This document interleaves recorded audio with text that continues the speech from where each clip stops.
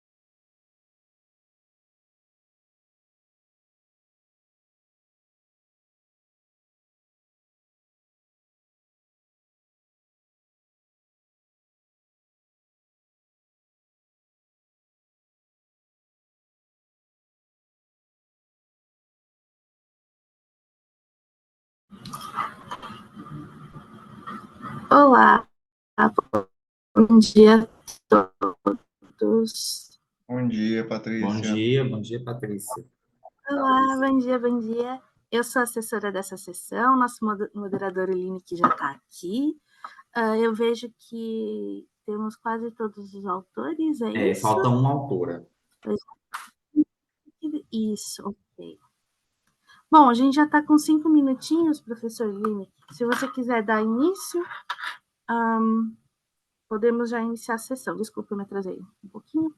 Na sessão online, normalmente a gente está passando os vídeos que vocês enviaram como forma de apresentação, e ontem a gente recebeu uma orientação da organização caso vocês queiram apresentar ao vivo. Então, eu vou deixar para os autores escolherem. Quem quiser que eu passe o vídeo, eu vou compartilhar a tela do YouTube com o vídeo. Quem quiser abrir o PowerPoint e apresentar, terá 8 minutos cronometrados por mim, tá? A gente vai manter os 8 minutos para ser justo com quem quer passar o vídeo. Então, o nosso primeiro trabalho é o do Governança Ambiental, Social e Corporativa, uma revisão bibliométrica da produção científica. Vi que o Ícaro está aqui. Ícaro, você prefere que eu passe o vídeo do YouTube ou você quer falar Eu acho ao que vivo? já, como eu fiz o vídeo, vamos aproveitar, né? Pode passar o vídeo, então. Beleza. Não tem problema. Tá Não. cortando mim? Não, tá cortando aqui Tá também. cortando para mim também. Tá bom.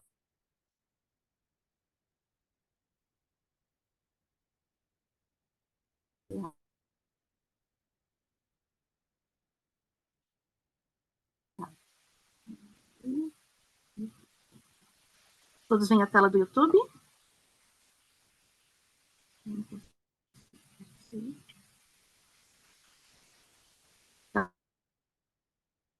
tela do YouTube estão vendo? Eu Ai- ainda não. Ainda não, Pessoal? ainda não.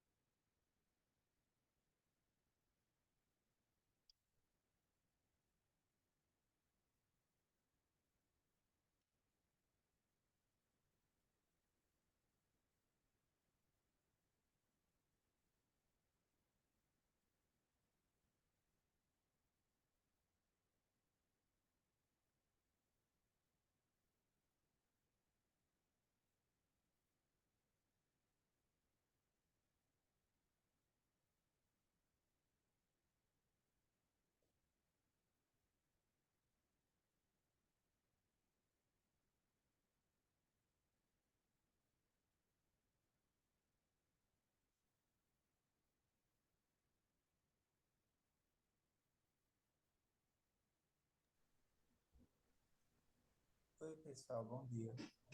Eu vou tentar projetar aqui a apresentação do Icaro, tá certo? E João Clécio.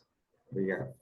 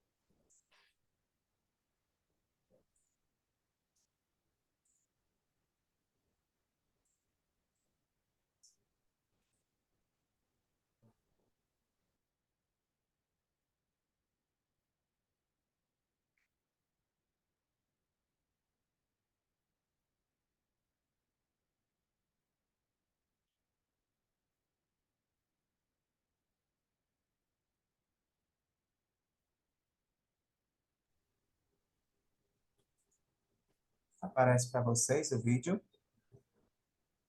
Certo.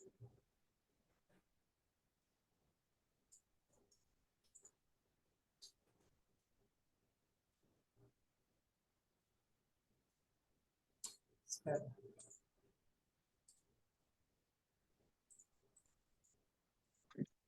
Desculpa.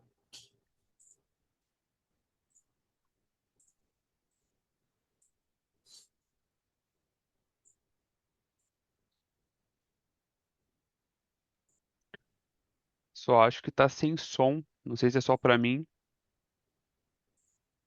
Mim também.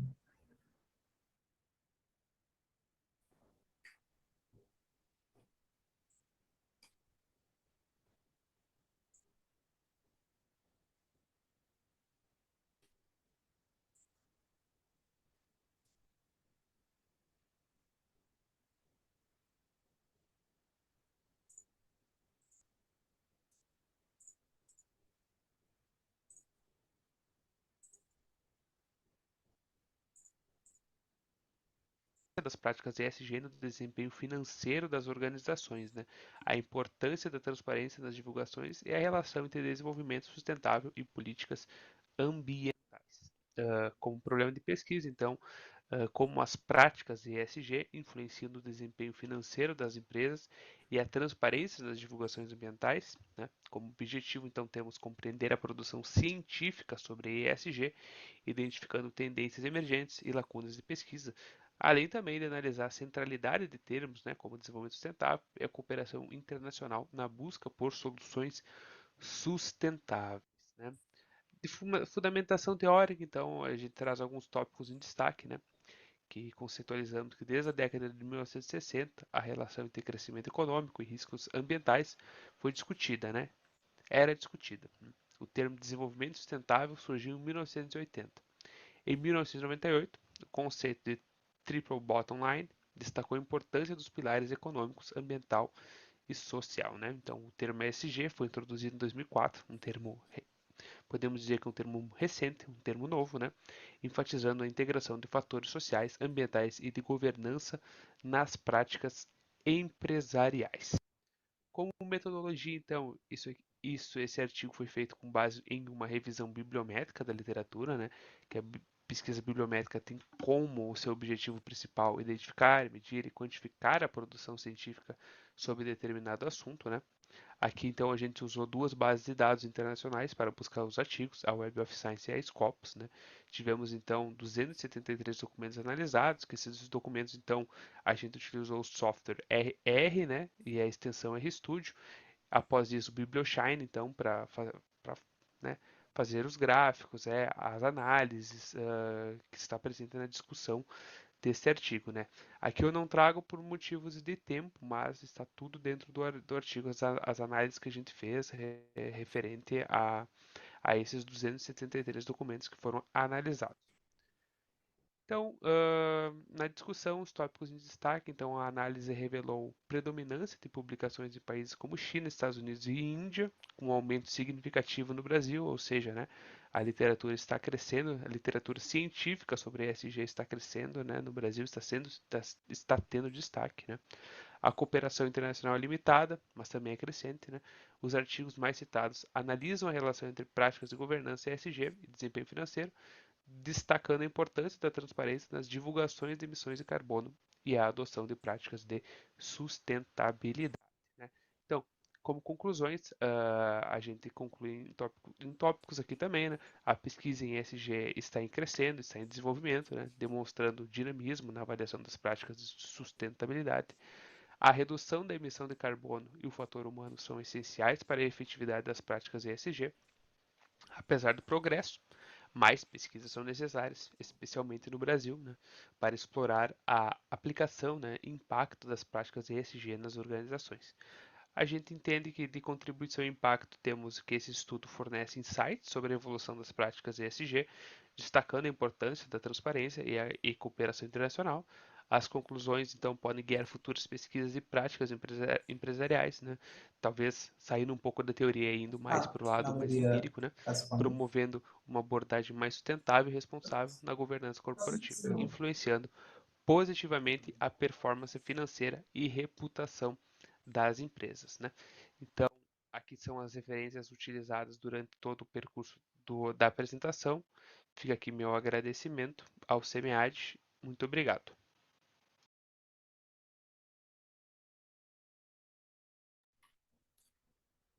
Obrigado, Clécio. Ícaro, esse primeiro parabéns pelo trabalho, né? ESG é um dos assuntos mais discutidos dentro da gestão socioambiental.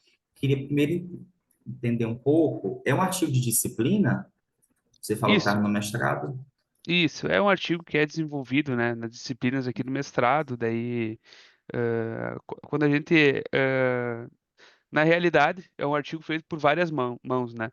Como pode ver, tem diferentes autores, né, diferentes unidades aqui da nossa universidade. Mas sim, ele é oriundo de disciplina, daí a gente ampliou o debate, né?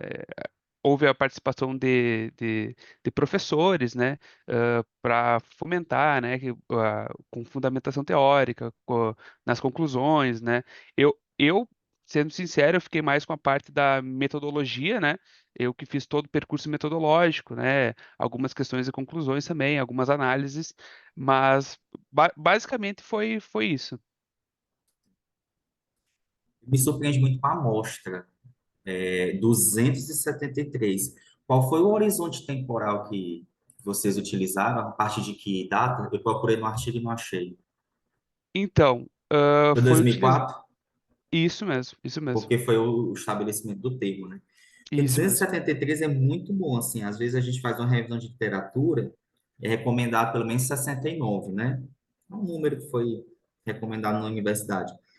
E a gente tem uma dificuldade, a gente às vezes tem que fazer até um snowball para conseguir chegar em 69. Então, você conseguir 273 artigos é um excelente resultado, que inclusive dá para vocês produzirem muitos resultados se vocês avançarem com a revisão de literatura. Eu não sei se vocês têm essa pretensão. Na realidade, a ideia é pegar todas as contribuições que foram faladas pelos, pelos professores aqui do SEMEAD, né, professores que fizeram, né, a avaliação, talvez ampliar esses debates da bibliometria, mas claro, a gente tem a ideia de pegar os artigos principais, os artigos mais citados, e trabalhar numa revisão sistemática, né, a posteriori, com certeza, né? Sim. Uma coisa que eu sugiro é porque, assim, no artigo que eu li, os gráficos do RStudio Sim, não estão muito visíveis, né? Então, não sim. consegui pegar algumas expressões, mas, assim, vocês fizeram uma análise da relação entre os autores, se esses autores conversam, se há clusters entre... Você sabe o que é cluster, né? Agrupamentos de autores que Sim. conversam o mesmo assunto. Vocês identificaram isso? Porque pelo artigo eu não consegui... Então, a gente identificou entre dois autores só, se eu não me engano, do Brasil e da Itália. que foi onde que a gente viu que teve o que eles conversaram entre si. Fora isso, a gente acredita que não teve, né? Mas é realmente, né? Os gráficos eles ficaram pouco visíveis. Isso foi um ato falho nosso, realmente. Até porque a gente fez a submissão no dia que era para submeter, né? No último dia. Daí acabou que cada um pegou uma parte, né? Daí não deu para fazer a formatação direito da questão desses gráficos, de figuras, né? Então, Mas faz parte, para todo mundo aqui, no último sei, dia, aquele desespero. Tanto é que é, quando a gente observa os gráficos de submissão, né, no último dia é praticamente uma elevação exponencial. Todo mundo mesmo submete no último dia. Mas assim, o teu trabalho tem muito potencial. Eu acho que mais dados precisam ser rodados, por exemplo, essa relação entre os autores, a relação dos artigos que citam outros artigos, que também é uma forma de você conseguir a partir do marco temporal de 2004, quem citou quem, que daí você consegue fazer um tracejado. Tem um site que eu não estou lembrado agora o nome, mas que você coloca o artigo e ele indica todos que foram citados posteriormente. Aí daí você já traça um bom caminho para indicar para onde é que está indo o conhecimento. uhum, Outra coisa também que eu não consegui enxergar, né, é a evolução dos temas, né? Qual é o tema que está crescendo nesse dia e qual o tema que começou lá em 2004 que está caindo, né? Para a gente observar as tendências, que foi uma coisa que eu também senti falta e que tem sim. muito potencial para você explorar. Não, é isso mesmo, né? A gente, claro, aqui não dá para ver, mas a gente fala que tendência emergente, né? O termo carbono, né? Ele se evidencia, assim como política ambiental e desenvolvimento econômico, né? Então a gente percebe que tem um interesse nesse campo de pesquisa pela produção emergente de conhecimento em torno da conciliação do desenvolvimento econômico a partir do estabelecimento de políticas ambientais, né? Dentro das organizações. A partir dessa tendência dos temas emergentes e as sugestões de pesquisa que esses artigos eles informam, são 273. Eu ainda estou muito surpreso como é que vai ser um bom trabalho, mas vai dar, se vocês conseguirem, né, vocês levarem isso para frente, dar resultados muito robustos e uma boa publicação, né? Principalmente se Perfeito. vocês explorarem os futuros directions, né? Que Uhum. boas pesquisas bibliométricas, elas no final apresentam 4 temas emergentes a partir do que a gente pesquisou. Aí você mostra assim, clusters de artigos que indicaram, né, que estão caminhando para aquela tendência. Eu queria que abrisse espaço para os demais colegas, eu não sei se tiveram a oportunidade de ler o artigo do Ícaro, se quiserem fazer alguma pergunta. Jacques falando, eu li o artigo, achei fantástico a ideia. Como eu sou pesquisador nesse assunto, minha tese de mestrado foi a respeito disso. Ícaro, qual foi o ponto mais contraditório que tu achou nas pesquisas? Onde que os autores se contradizem ou trazem pontos onde que tu nota uma discrepância de ideias e tudo mais, ou linhas de raciocínio diferentes sobre o tema, principalmente do ESG, e se na tua pesquisa apareceu alguma coisa, ou vocês exploraram alguma coisa sobre os rankings e como isso é medido para afirmar que uma empresa ou alguma organização ela é de fato sustentável. Tá certo, obrigado pela pergunta. Vou começar do final. Essa questão de rankings, então a gente ainda não pesquisou sobre isso, né? Mas, claro, né, tem alguns índices, né, que a gente fala sobre, mas tipo de ranking assim não foi pesquisado. A gente traz um pouco da fundamentação teórica, né? Questão de alguns dados, né, que para incorporar critérios de sustentabilidade na análise de investimentos, né, ah, mas a gente traça também alguns índices como o DSJI, né, que foram criados anteriormente para avaliar o desempenho das empresas, né, conforme os critérios abrangentes das 3 esferas do ISG, né, Mas, né, como a gente começa o fundamentação teórica de trás para frente, né, esses critérios não foram denominados dessa forma na época, né, no caso. Mas isso é um ponto que ainda tem que ser avançado nesse artigo. Claro que é um artigo que está dá para dizer que é um artigo inicial, né, que a gente ainda tem muito que explorar sobre ele.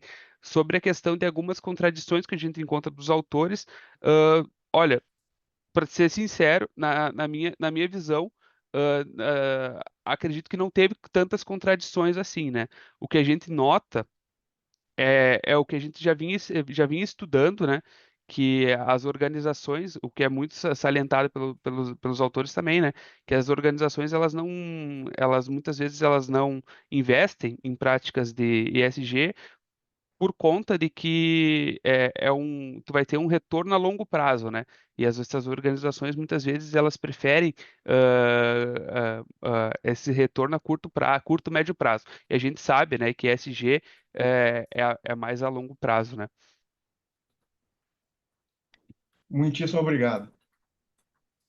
Eu que agradeço. Patrícia, acho que está fazendo a cronometragem do tempo. Eu acho que a gente já ultrapassou os minutos de Deu discussão, porque certinho o tempo. Isso. é 8 de artigo e 8 de discussão, né? E no final é um fechamento. Eu acho que já estamos no tempo. Então, Patrícia, por favor, próximo artigo que vai ser. Só conferir aqui. Vai ser o artigo do Jacques, que é o com licença, quero operar. Uma análise sobre a aliança social, a licença social para operar no terreno minerário. Vou O Jacques vai querer compartilhar agora. apresentar. Não, o Jacques vai querer Ah, você apresentar, quer Patrícia. apresentar? E É, bom, porque eu não sou, ok. eu não sou tão bom que nem o Ícaro, assim, para apresentar, não. Não, eu vou gravar um vídeo.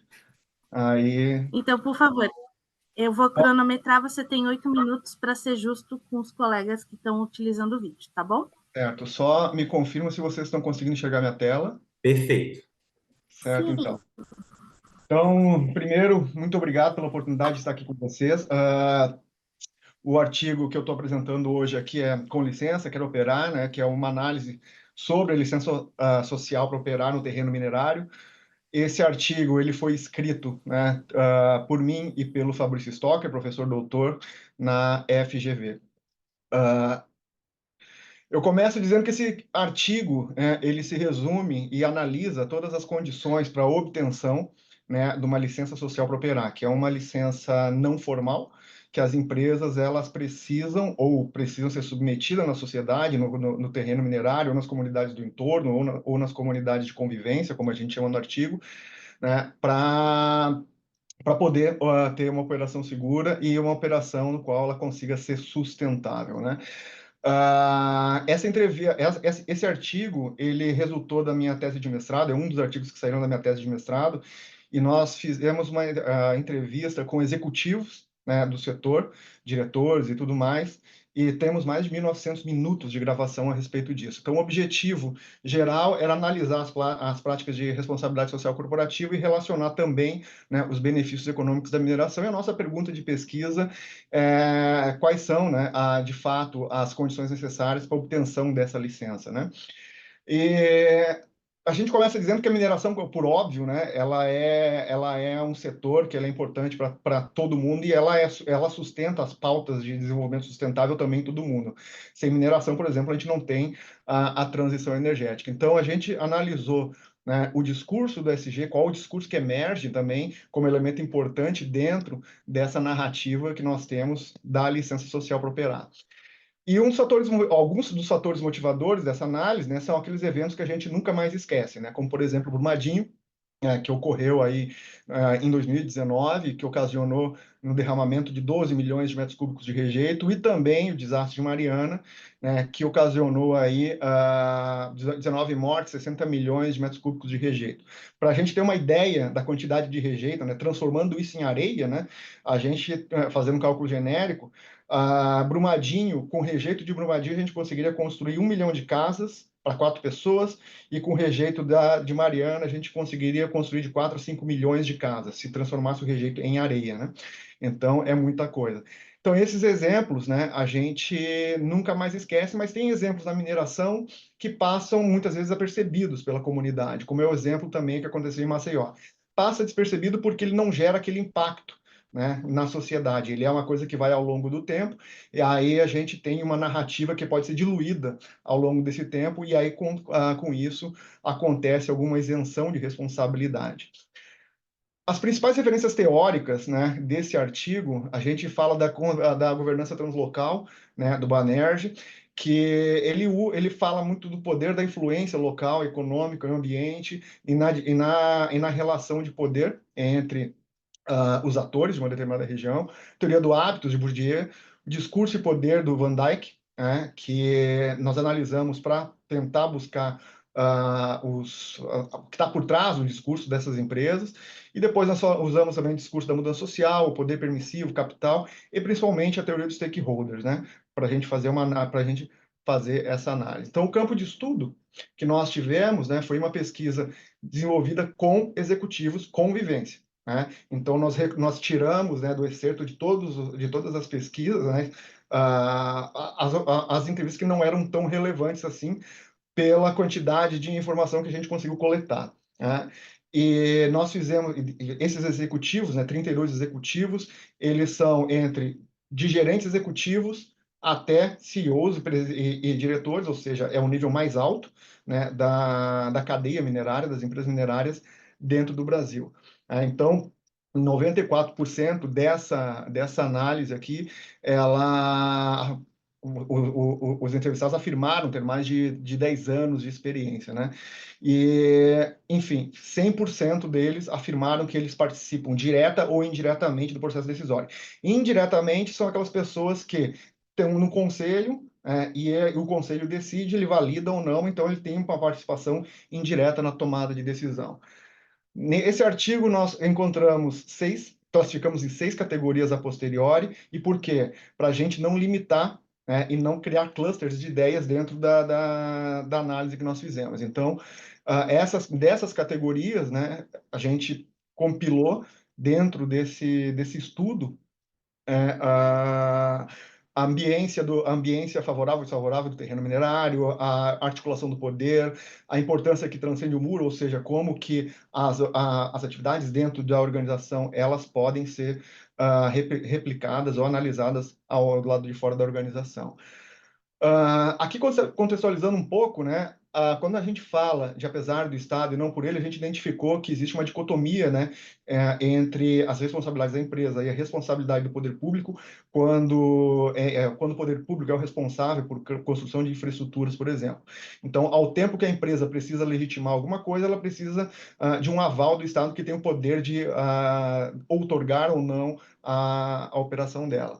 Então, isso aí considera vários empecilhos. Outra categoria foram ambientes desfavoráveis, que são os ambientes onde que a comunidade é colocada dentro de uma situação onde que ela não tem uma escapatória para ela, ou que dos atores dessa balança de poder tripartite, né, desbalanceada, influencia também dentro da questão da licença.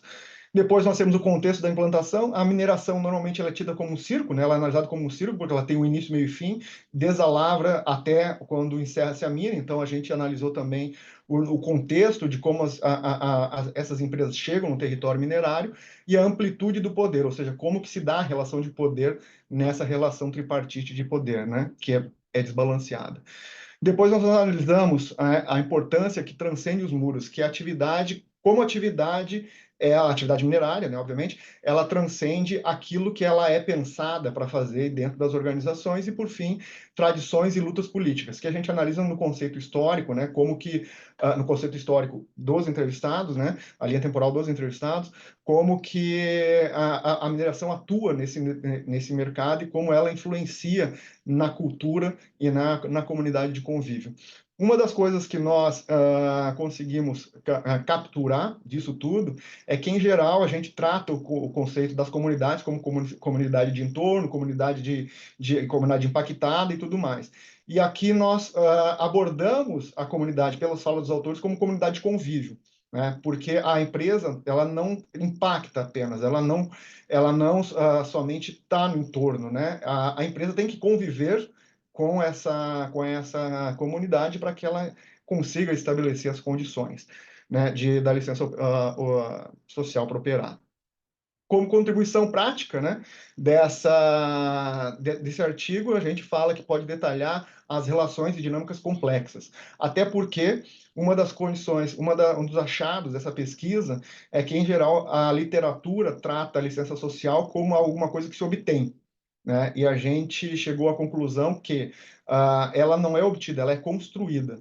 Porque, olhando a etimologia das palavras, a obtenção de uma licença é algo finito, né? E a construção e a licença social para operar, ela é atemporal, ela começa e não termina e vai onde que se desenvolve essa relação com a comunidade, que ela tem que ser mantida por quanto a mineração estiver lá.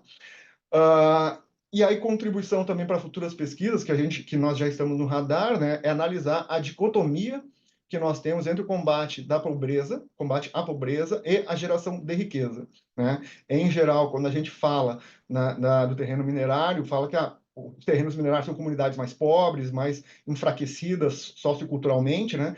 E a gente coloca um novo prisma disso. Ao invés da gente tentar analisar pelo viés da pobreza a geração de riqueza e inclusão dessa comunidade. Aqui estão as referências bibliográficas, basicamente, que a gente utilizou, né? E, no fim, era isso. Quanto tempo deu? 10 minutos. Tranquilo. Desculpa aí, Carol. Não, mas o vídeo do Ícaro deu 5 minutos, então eu peguei os dois teus lá, tá, Ícaro? Muito obrigado. Não, tá certo Tá isso tudo mesmo. certo. Por favor, professor Lineker. Obrigado, Patrícia. Obrigado, Jacques. Eu li o artigo, gostei muito. Eu percebi que pela quantidade da amostra, que provavelmente vinha de uma dissertação ou de uma tese, né? Um artigo, 32 eu tive 1.900 minutos de gravação, é muito trabalho, né? Então, com certeza vai render muitos artigos aí. Você está em boas mãos aí com o Fabrício. Uma coisa que me surpreendeu é a quantidade de autores diferentes que você utilizou. Você usou Putnam, você usou Freeman, você usou Han. Uma vez eu fui escrever um trabalho associando o capital social do Putnam com teoria de stakeholders, que é o que eu trabalho, eu já fiquei enlouquecido. Então, eu fiquei curioso para saber como é que numa dissertação tu conseguiu juntar tantos autores diferentes numa discussão dessa. Mas achei interessante. A amostra teórica, né, que você escolheu, mineração, é o melhor setor para discutir esse tema, licença social para operar. Quando a gente quer discutir um tema, né, e saber o efeito daquilo, a gente pega o setor mais representativo. Eu lembro, por exemplo, Fabrício foi o setor de energia lá, que é um dos setores mais polêmicos. Agora, eu queria saber um pouco sobre você entrevistou executivos, mas na dissertação foram somente executivos ou você pegou uma outra categoria? Não, a gente separou os executivos, né? Nós separamos os executivos. Tem muito mais entrevistados e tem muito mais minutos, né, de gravação. Mas para que a gente conseguisse pegar um recorte, né, e não analisar, não confundir, né, ou não misturar muitas vezes um posicionamento, né, ou seja, o locus da análise, para a tese, para a dissertação, a gente separou só os executivos, separei só os executivos mesmo. Então, de nível gerente executivo para cima. Algumas entrevistas foram feitas, né, para a gente entender, né, como que a decisão se forma, né, na base da pirâmide. Então, nós temos entrevistas, né, que a gente fez para considerar o seguinte, ó, para onde que a gente vai, né?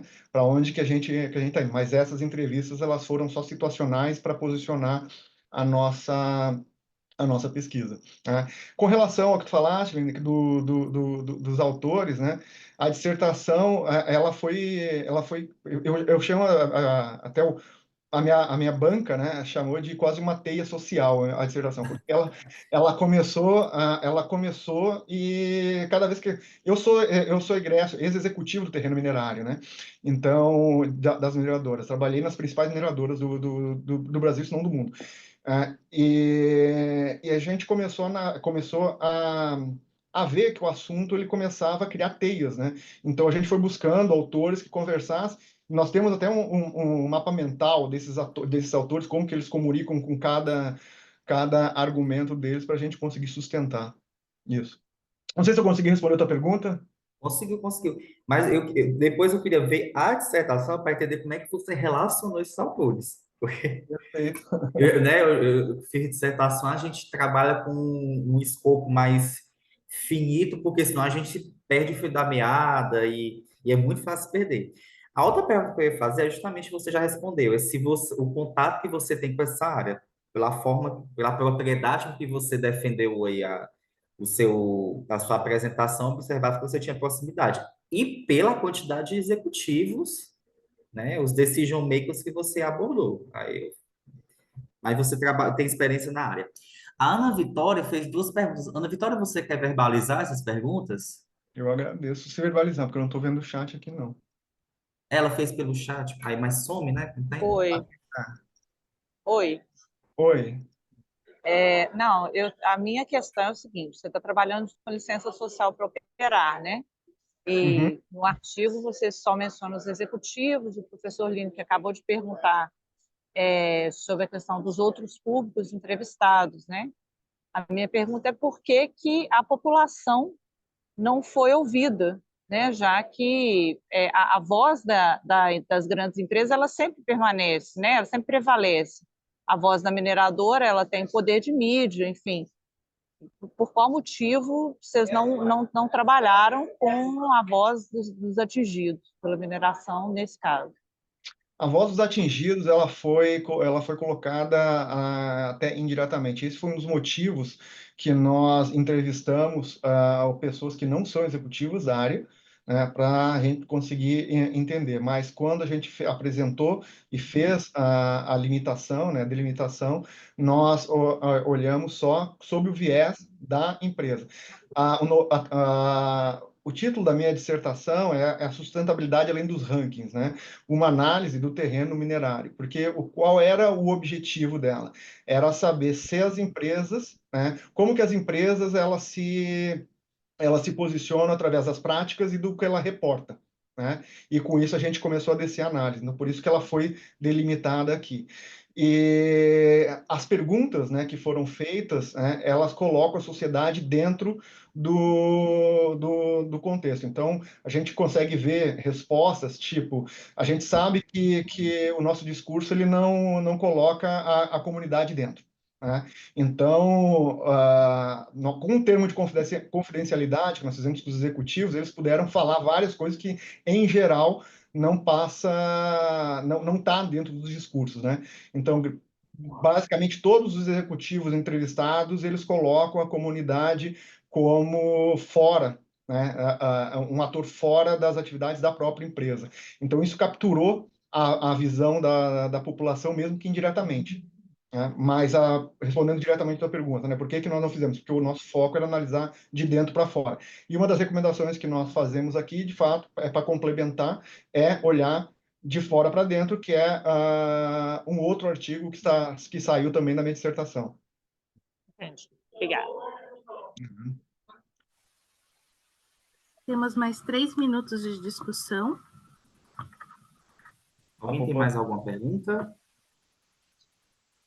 Algum comentário? Jacques, outra pergunta que eu tenho para fazer é a respeito dessas categorias, né? Essas categorias, você que emergiram da pesquisa, ela teve uma validação posterior, no caso do Fabrício ou de outro pesquisador? Teve.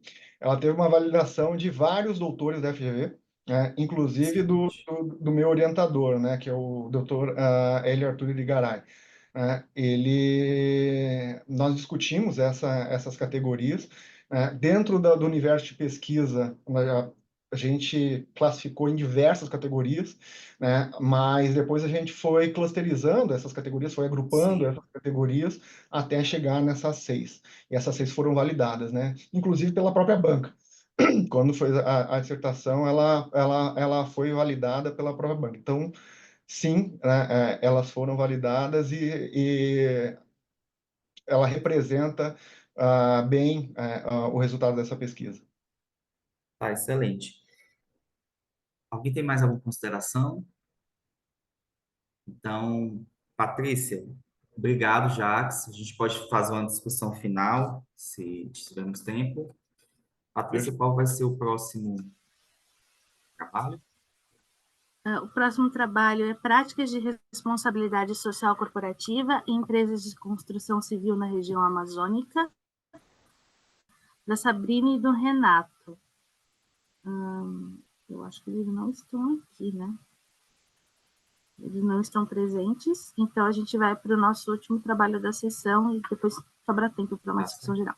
Vamos então para o trabalho Maturidade e Comprometimento do Segmento Industrial com os Objetivos de Desenvolvimento Sustentáveis, da Luana, do Robson, da Silvana e do Mauro. Luana, você quer apresentar ou você quer o vídeo? Eu vou optar pelo vídeo. Perfeito, eu vou compartilhar então, tá bom? Tá bom, obrigada. Imagina.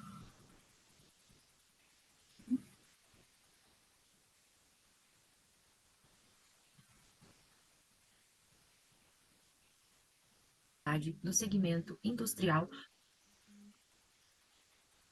Olá, hoje eu vim com o objetivo de apresentar o nosso artigo intitulado Comprometimento e Maturidade do Segmento Industrial com os Objetivos de Desenvolvimento Sustentável.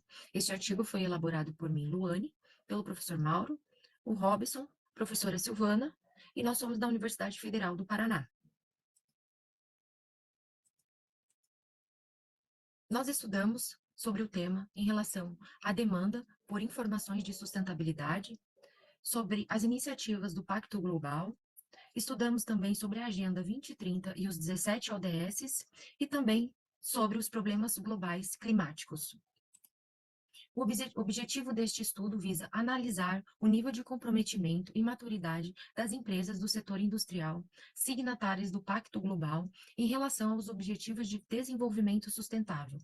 A pesquisa busca identificar como essas empresas têm aderido às práticas que visam alinhar suas operações à Agenda 2030 da ONU, utilizando o modelo TOPSIS para classificar a maturidade dessas empresas com base em seu relatório de sustentabilidade. Na fundamentação teórica, verificamos sobre o desenvolvimento sustentável, que é um conceito que busca conciliar o crescimento econômico com a preservação ambiental e a justiça social e é fundamental para o estudo.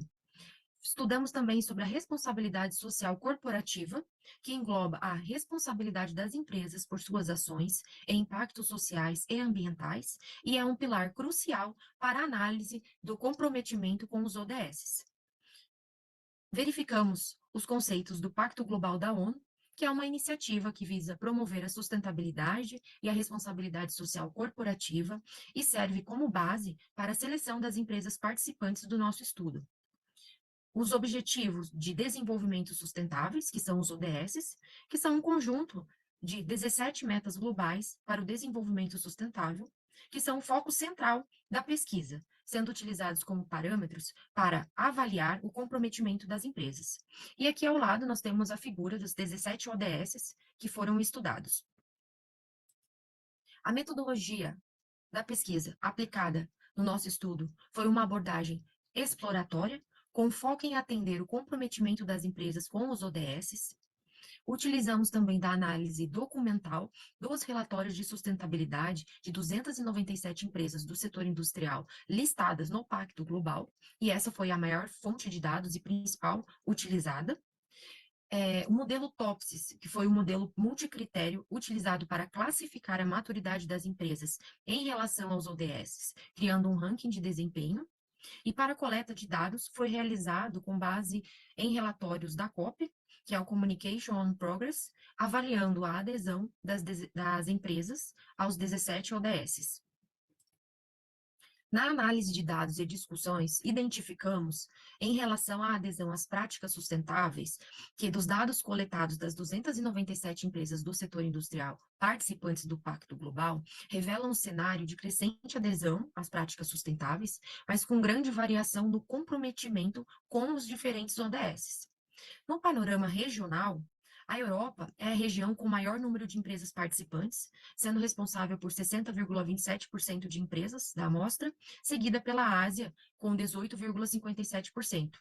E o Brasil ficou com 7,41% de empresas.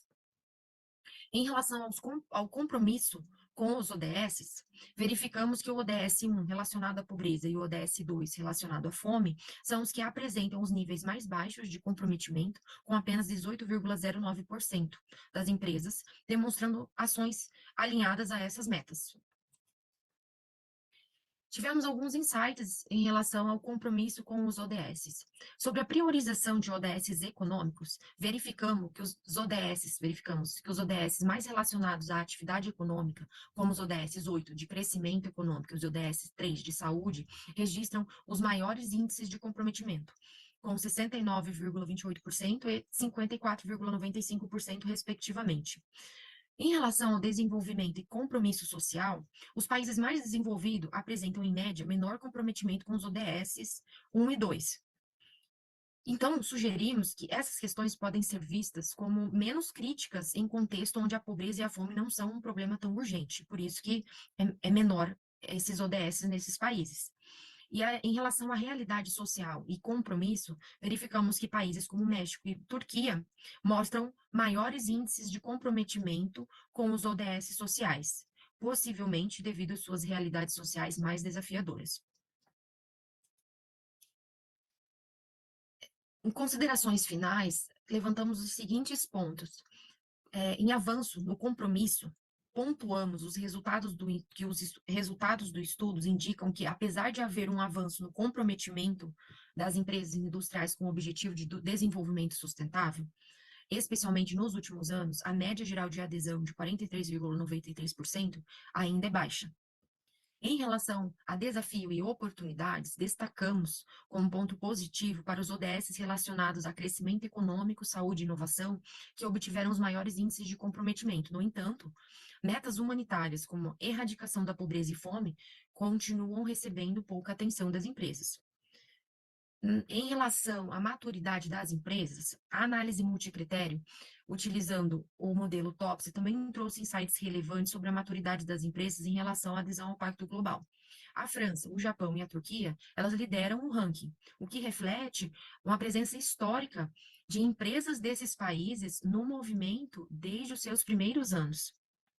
E em relação ao caminho que temos que percorrer, o estudo aponta que, embora o Pacto Global tenha sido um catalisador importante para a adesão empresarial às práticas sustentáveis, ainda há um longo caminho a ser percorrido para garantir que as empresas se comprometam de forma abrangente e profunda com todos os 17 ODS, que é o objetivo da Agenda 2030.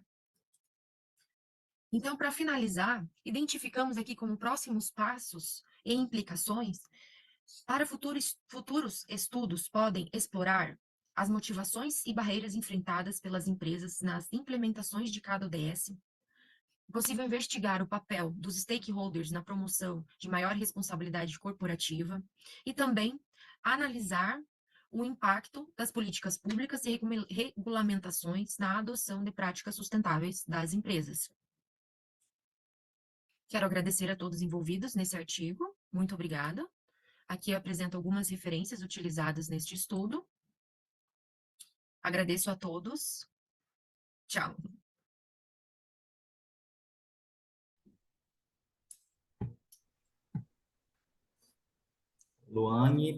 Obrigado, Patrícia. Luane, parabéns pelo trabalho de vocês. Eu queria primeiro que você explicasse um pouco o contexto da sua pesquisa.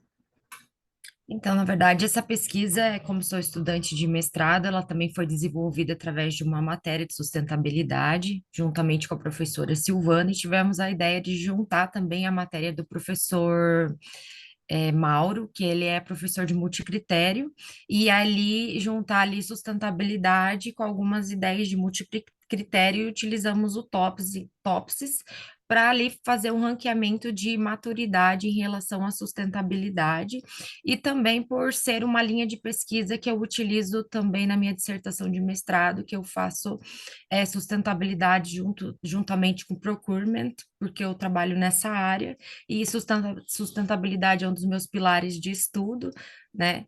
Então, achei super interessante unir ali todo esse arsenal, porque como a gente vem conversando, a sustentabilidade é um tema que está super em alta e ela conversa ali com todas as áreas, né? Então, foi, foi nesse contexto aí que surgiu esse tema de estudo. E o ODS, hoje todo mundo está pesquisando, né, sobre o tema, vai até 2030 esses objetivos, então os artigos sempre tentando fazer previsões de quem está atingindo, tudo se indica que não vão ser atingidos de forma satisfatória, né? Mas ainda temos ainda 6 anos pela frente. O que eu queria perguntar essa definição que você deu de maturidade foi escolha dos autores ou você se basearam em estudos anteriores?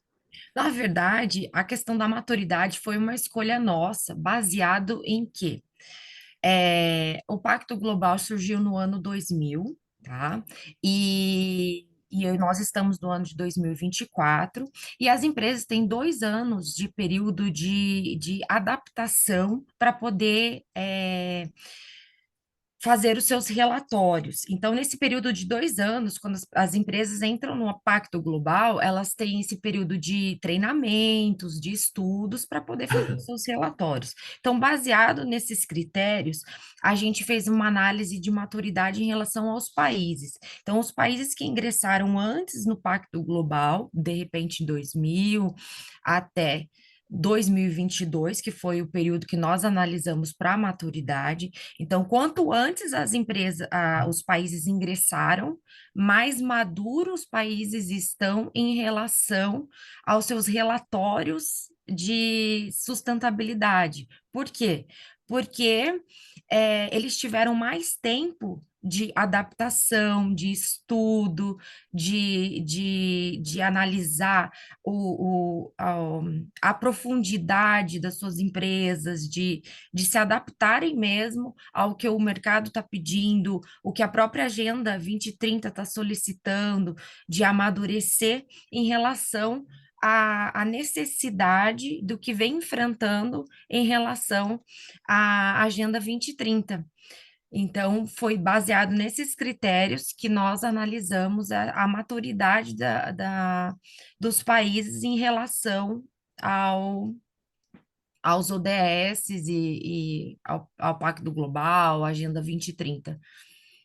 Mas em relação a essa maturidade, então, no artigo de vocês, eu vi essa explicação no artigo, né? Isso. Se uma empresa ela aderiu antes, ela é necessariamente mais madura do que uma empresa que aderiu depois? Quer dizer, um país, desculpa, país.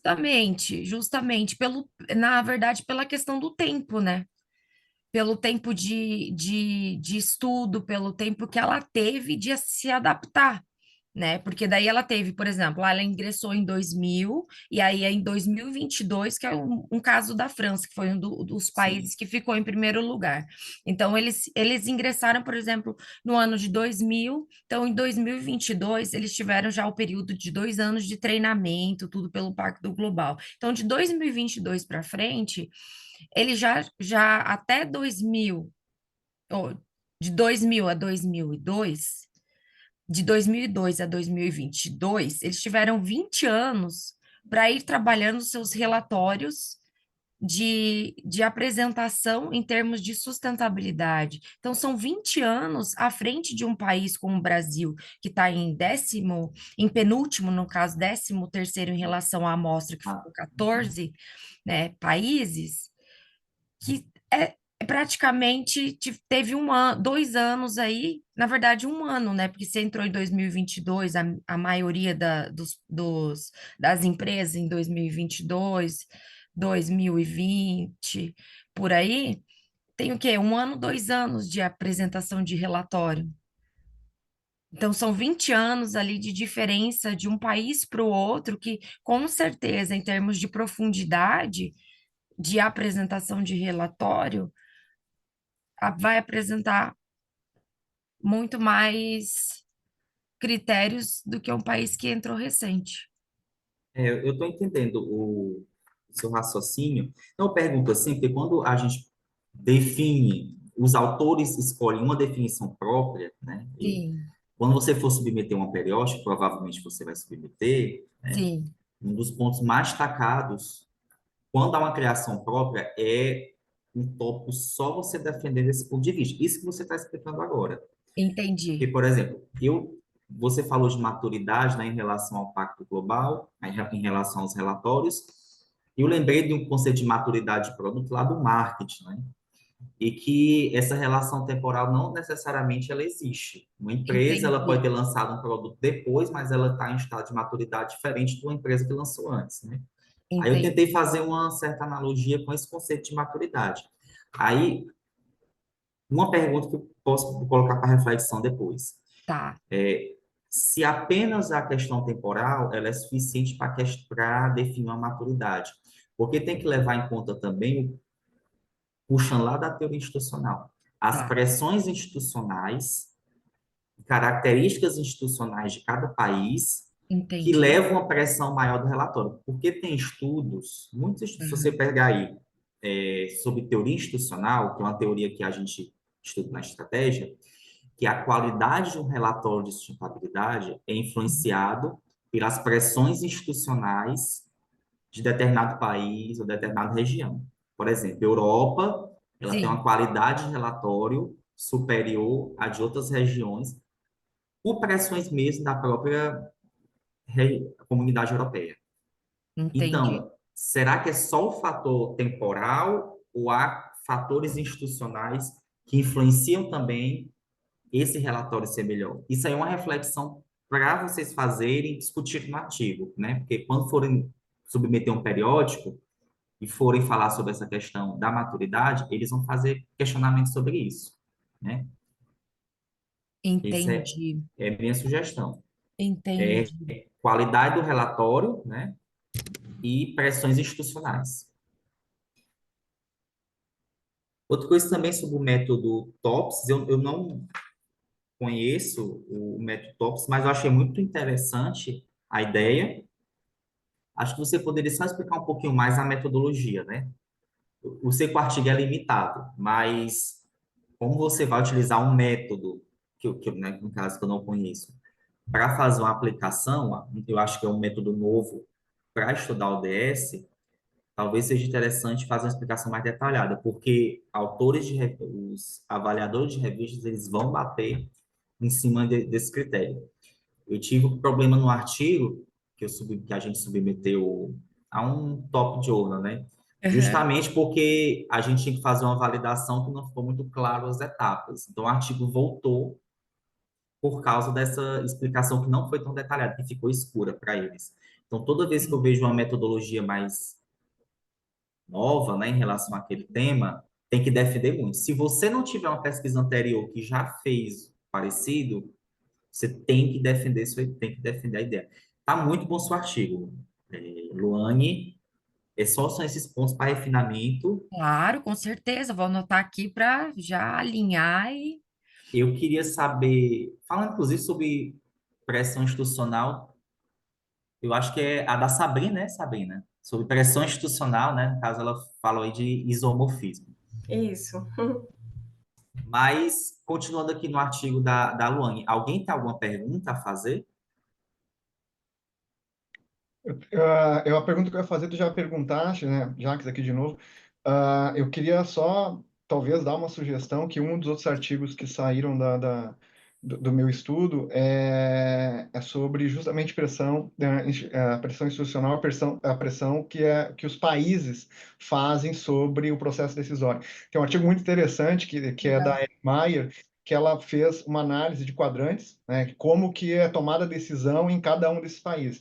E ela dividiu entre estruturas top-down hierárquicas e igualitárias e consensuais. E ela posiciona os países nesses quatro quadrantes. E ela coloca lá como que aquele país influencia na tomada de decisão das organizações e das corporações. Então, deixaria só essa sugestão, porque ela é muito interessante, que está muito ligada ao teu tema. Não, e faz muito sentido, porque em toda a pesquisa, nos rankings que eu fiz ali, a Europa está em primeiro lugar, né? Então, a parte institucional, com certeza, ela está ligada ao que vocês estão falando, porque senão não faria sentido a Europa estar em primeiro lugar, né? Então, com certeza, tem essa ligação, sim. Interessante desse artigo é que ela separa a Europa, né? Ela separa os continentes. Então, tem Sim, países dentro da Europa, por exemplo, França, que ela tem uma disparidade muito grande com a Espanha, com sim. a Inglaterra e tudo mais. Então, é interessante. Como sugestão, se caso tu queira Ok. analisar, ficaria, esse eu acho que te ajudaria. Ah, Se legal, você obrigada. tiver esse artigo, já faça pelo menos o título do artigo, que o Anne pode procurar depois. Passo. Olha, essa Tá? questão institucional é tão forte, Luane, que quando a gente faz estudos, né, quantitativos e que envolvem uma gama de países, a gente tem que criar uma variável de controle só para Entendi. saber, só para isolar as características institucionais de cada país, né? Fabrício, por exemplo, fez isso na tese dele. O artigo ano passado, vencedor do SEMEAD, melhor artigo do SEMEAD, Ah, ele fez uma análise de engajamento de stakeholders, mas como é que ele varia, né? Como é que ocorre a variação de acordo com os fatores institucionais? E ele descobriu que, dependendo das características institucionais, o tipo de relatório, o tipo de engajamento vai ser diferente. Né? Foi o artigo do Ronaldo. Então, é importante quando você está considerando a diversidade de países, falar sobre fatores institucionais, entendi. teoria institucional. Eu acho que vai enriquecer muito o artigo, Ah, pelo menos para legal. Muito explicar. obrigada, viu? Adorei a dica. Mais alguém tem alguma Esse- consideração, pessoal?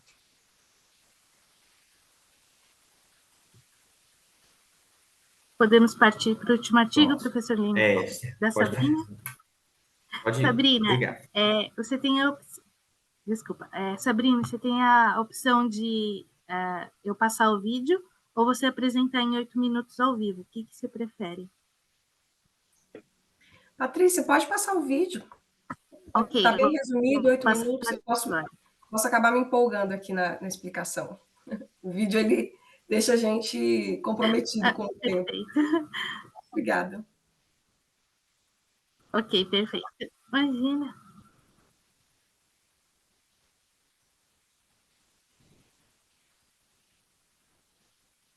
Olá, eu me chamo Sabrina Cici, sou uma das autoras deste artigo que nós vamos apresentar hoje, composta também pelo meu colega Renato Chorico Monteiro, ambos estudantes no programa de pós-graduação em administração na Universidade Federal de Rondônia. Nosso artigo, então, tem como título Práticas de Responsabilidade Social Corporativa em Empresa de Construção Civil na região amazônica. Desde a década de 1930, a responsabilidade social corporativa ela vem sendo discutida entre diversos autores na área de gestão. Corey, já em 1999, apresenta que os clássicos autores como Howard Ball e Kate Davis desenvolveram diversas definições com o objetivo de refletir sobre as questões sociais relativas aos direitos civis e ambientais.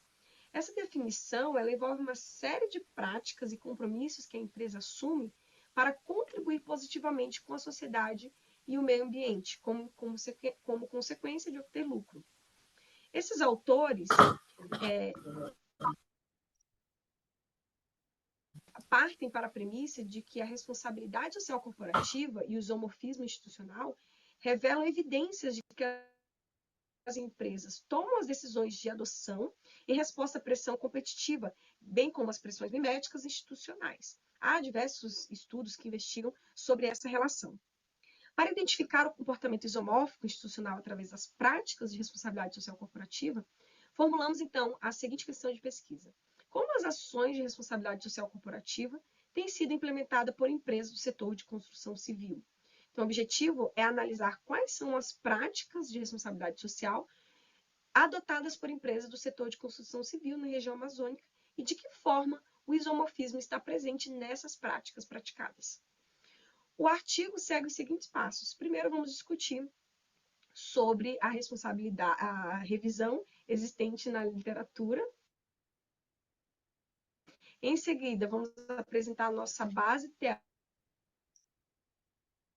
teórica e tanto da RSC quanto do isomorfismo, e explicaremos com base na pesquisa, sendo este o estudo de caso através de uma entrevista semi-estruturada.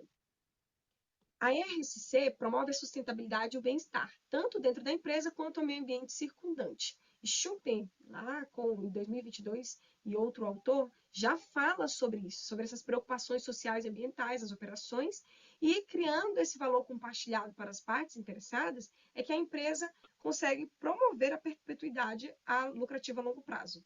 Então, a cobrança por ações que têm ênfase na sustentabilidade, ela cresce na mesma medida em que a comunidade requer por ações locais, mesmo que as ações macro tenham resultado impactante no meio ambiente, como é o caso da diminuição de carbono da atmosfera pelas práticas das empresas. As comunidades hoje elas cobram, nesse contexto, ações locais. No isomorfismo institucional, nós identificamos que, para garantir aprovação social ou legitimação, as organizações tendem a se tornar isomórficas dentro do seu contexto institucional. Então, o isomorfismo ele pode ser definido como um processo de restrição que leva uma unidade dentro de uma população a se parecer com outras unidades que enfrentam o mesmo conjunto de condições ambientais. O isomorfismo ele ocorre nas práticas de RSC a partir do momento que estas se enquadram como ações institucionais, ao buscar a legitimidade das organizações por meio do construto da sua imagem, da sua reputação perante os stakeholders. Então, nesse ponto de vista, a responsabilidade social corporativa, ela enfrenta restrições e pressões externas para adotar práticas socialmente responsáveis. Então, com base na teoria dos renomados autores de Maggi e Paul, há 3 tipos de pressão: coercitiva, mimética e normativa. A coercitiva, ela tem as influências externas que obrigam as organizações a adotarem certas práticas, através de regulamentações governamentais, leis ou padrões estabelecidos pela sociedade. A mimética é a tendência das organizações em imitar essas práticas ou comportamento de outras organizações. E, por fim, a normativa, que envolve a conformidade com as expectativas e normas sociais ou profissionais estabelecidas. Nossa metodologia, então, se alinha com o desenho da pesquisa do estudo de caso e os métodos qualitativos por Robert Wynne. E a pesquisa ela tem 2 fases, uma exploratória e outra descritiva. O roteiro é composto por 7 perguntas, aplicados individualmente e se divide em 2 blocos. Né? O primeiro vai se tratar sobre a responsabilidade social corporativa que a empresa implementa em suas operações, e o segundo, as decisões que a empresa toma para que as ações tendem a ser idênticas às de seus concorrentes.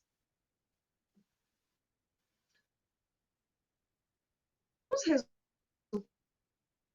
resultados, foi constatado que a construtora possui iniciativas de responsabilidade social corporativa no que diz respeito ao tratamento de esgoto. Então, a empresa, dentro da legislação, a obrigatoriedade é a cada 100 unidades uma estação de esgoto. A empresa ela executa esse tratamento sanitário com apenas 24 unidades. Em vista da responsabilidade social que a empresa busca praticar, eles também destinam todo esse resíduo feito pela construtora para uma recicladora, uma processadora de resíduos sólidos porto-velhense. O entrevistado menciona a empresa MRV como uma referência nessas práticas no setor imobiliário, especialmente na adoção de práticas de responsabilidade social corporativa, como ações estéticas, que ajudam a valorizar os bairros em que atua. Então, aqui já identificamos o isomorfismo mimético, que eles olham para essa empresa, MRV, e extraem delas ações que eles acham ideais e bons para a sua imagem. No Dia do Meio Ambiente, a empresa promove plantio de árvores e, simultaneamente, melhora as calçadas, beneficiando a comunidade local.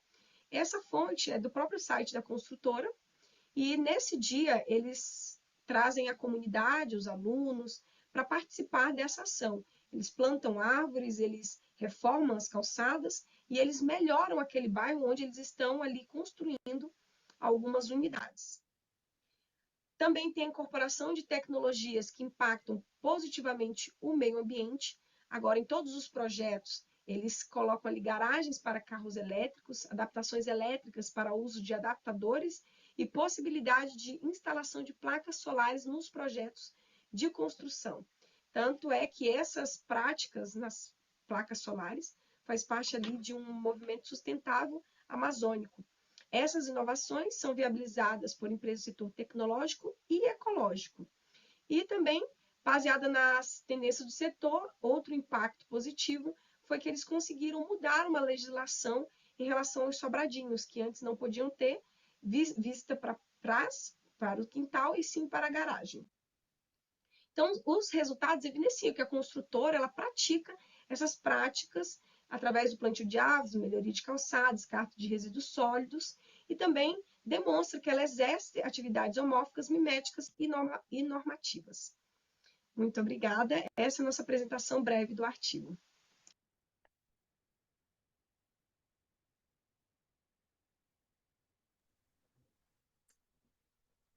Obrigado, Sabrina.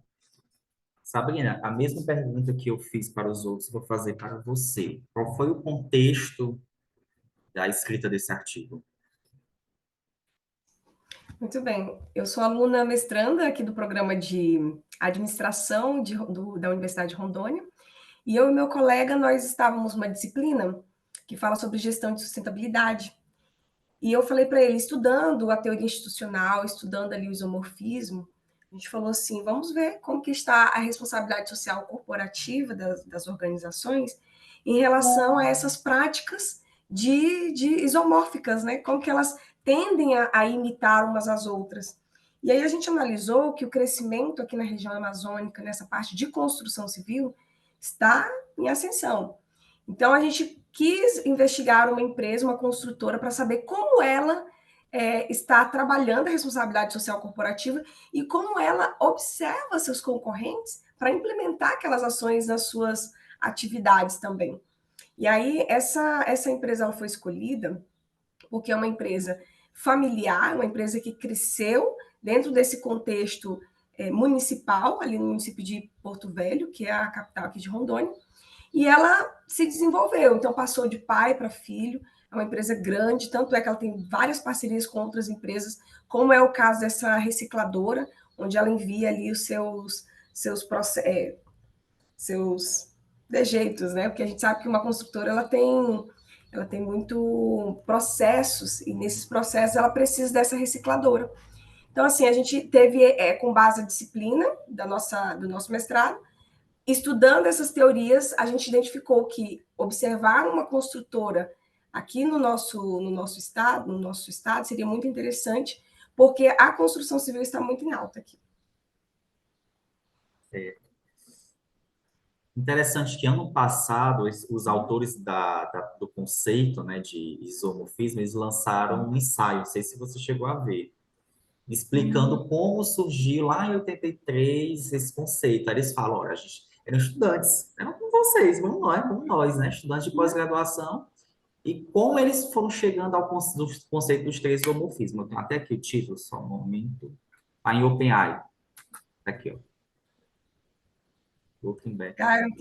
Legal. Eles explicam, né, os 40 anos de evolução desses conceitos, eles falam, né, inclusive no final desse ensaio, eles clamam os estudantes a dizer, vão atrás, vão a campo, vão atrás dos subúrbios, vão na população, tragam conceitos novos, inovem, entendeu? Conversem com as pessoas e sejam agentes de mudança. Isso aqui é o que vocês estão fazendo aqui. Eu acho que todos aqui são alunos do mestrado, né?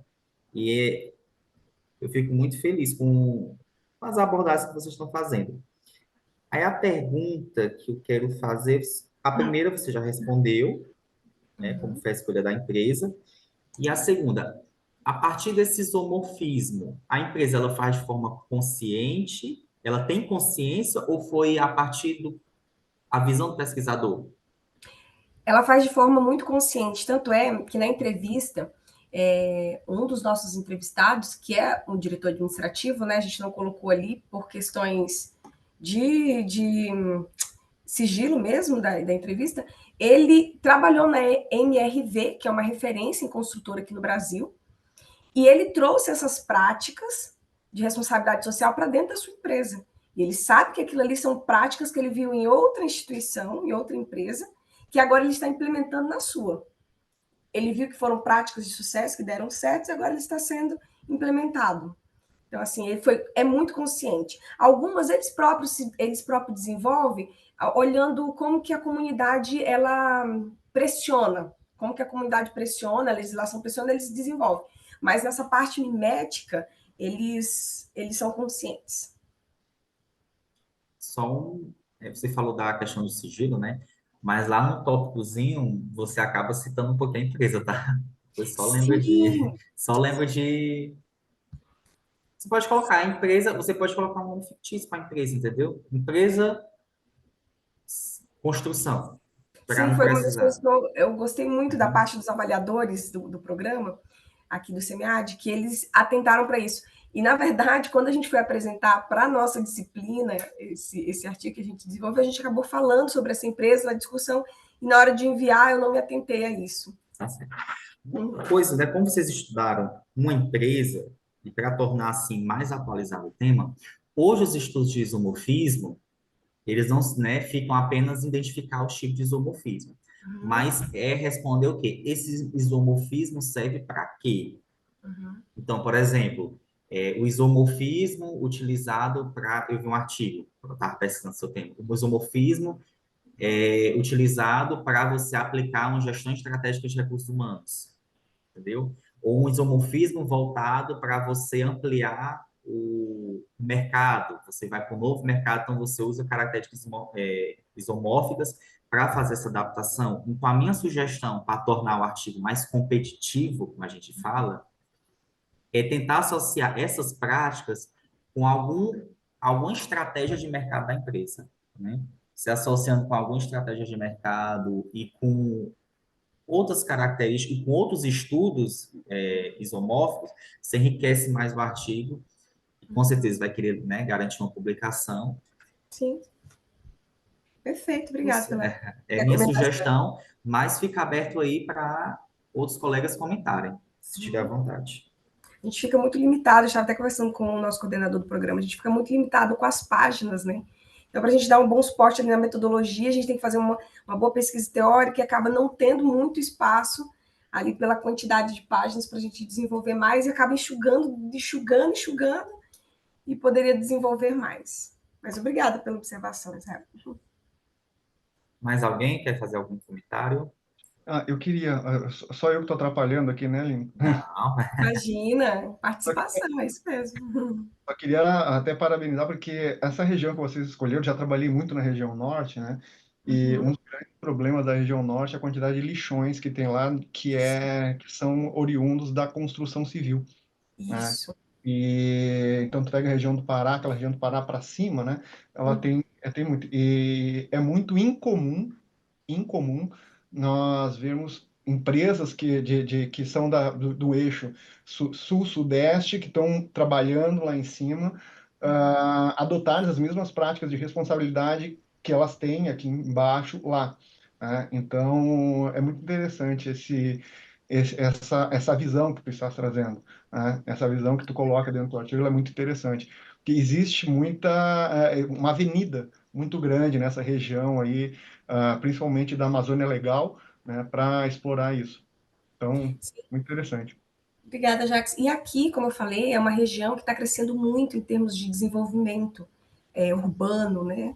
Então, há muito desmatamento, tem muito investimento aqui na parte agrícola, e está crescendo, eles estão precisando de construir. E hoje a nossa construção ela está sendo muito verticalizada, e as construtoras estão a todo vapor, e a gente quis observar como está a todo vapor, muitas construtoras surgindo, outras se consolidando mais ainda, como que elas estão lidando com essa questão da responsabilidade social corporativa. Claro que pegar uma ação fechada que a empresa fez, foi lá e fez um plantio no dia do meio ambiente, trouxe algumas crianças para participar, mas como que é, de fato, essa preocupação dela em relação à responsabilidade? Isso aí daria até tema para um outro artigo nosso, sabe, que a gente tem interesse de investigar mais a fundo, com outros, fazendo até um paralelo com outro. Esse foi um estudo de caso, né, qualitativo ali, perguntas sempre estruturado, mas a gente quer fazer uma pesquisa abrangendo como está a tendência isomórfica entre as construtoras, entre uma construtora e outra, como que está essas tendências isomórficas e como que elas atuam nessa questão da responsabilidade social corporativa aqui na nossa Amazônia.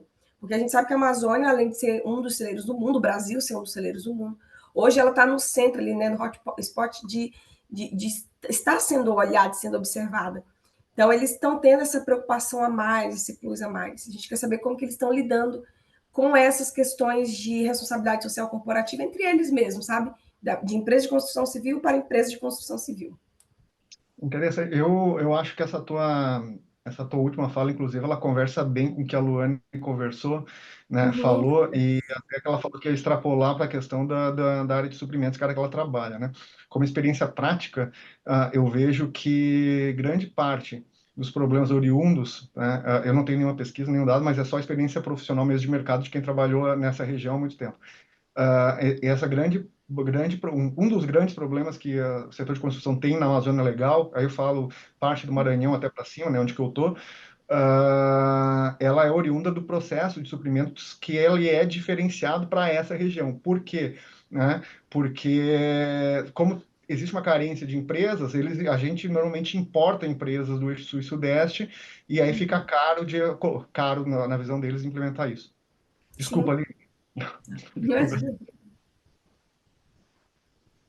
Mais alguém tem alguma consideração?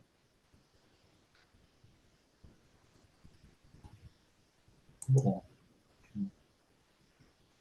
pois Sabrina, o artigo também tem muito potencial, né? Com os devidos desdobramentos, você garante publicação. Todo mundo aqui, né, fez pesquisa com um enfoque brasileiro, né? Tirando o Ícaro, que fez uma pesquisa bibliométrica. Eu até sugiro, né, quem tiver interesse, que assim, aqui é um work paper, a gente está trabalhando, né, com o objetivo de posteriormente publicar, mas também não impede a gente submeter em outros eventos. É o que chamamos aqui de levar o menino para passear, né? E a gente leva para uma discussão, depois leva para outro evento para outra discussão. Muitas dessas discussões aí que você está tendo, por exemplo, Sabrina, Luan, o Jacques também, que fala da realidade ibero-americana, eu sugiro também vocês conhecem o Academy of Management?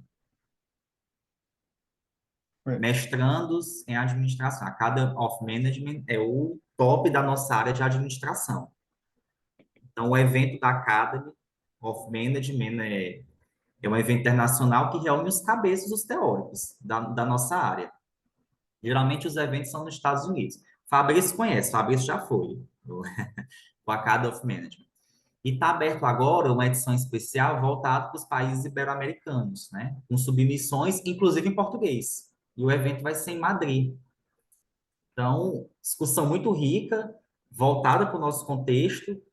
Vocês estão com temas muito bons aí, né? E fica a sugestão para quem quiser se submeter. Eu acho que a submissão vai até dezembro. Para enriquecer a discussão. Aqui é uma discussão inicial, no SEMEAGE, né? Mas pode ser enriquecida. Está aí também falando do evento. A gente, teoricamente, teria 22 minutos de discussão, mas a gente já está em cima do horário. Já são 9h59 e a sessão encerra às 10. Eu queria deixar a palavra para quem quiser fazer alguma consideração.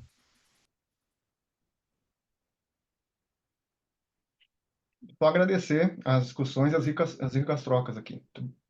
Mediaste muito bem, Lineker. Muito obrigado pela oportunidade. Obrigado, Jacques. Verdade, também quero agradecer. Eu fiquei triste por entrar aqui no final. Esse horário de Rondônia, eu vou te falar, sempre dá uma confusão. Mas obrigada, gostei muito da sua mediação, viu, Israel? Está aqui o do evento. E, Ícaro, essa sugestão aqui de... Ufa. Que é um estudo que, além de bibliometria, ele também faz uma revisão sistemática de literatura. E ele faz com bem menos artigos do que você. Então, e tem coisas muito interessantes aí. Acho que você consegue ainda fazer mais coisas com essa amostra de Não, 273 artigos. ótimo, Tá ótimo, ótimo. certo? Vou levar em consideração, sim. Muito obrigado. Eu agradeço também, que nem os colegas falaram, né? Obrigado pela mediação, muito boa também. E agradeço pela oportunidade de fala também. Obrigado. Obrigado. Obrigada, viu, gente? Obrigada, Israel. Obrigada, pessoal, pela troca. Adorei. Valeu, A gente pessoal. agradeço todo mundo. Obrigado, Patrícia, aí, pela assessoria e declaramos encerrada a nossa sessão. Muito obrigada, pessoal, em nome do SEMEAD. E é isso. Obrigada, gente. Ótima sessão. Tchau, tchau.